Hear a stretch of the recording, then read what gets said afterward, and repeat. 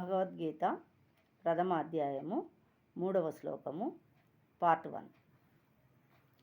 పశ్చైతాం పాండుపుత్రాణామాచార్య మహతీం చమూం వ్యూఢాం ద్రుపదపుత్రేణ తవ శిష్యేన ధీమతా.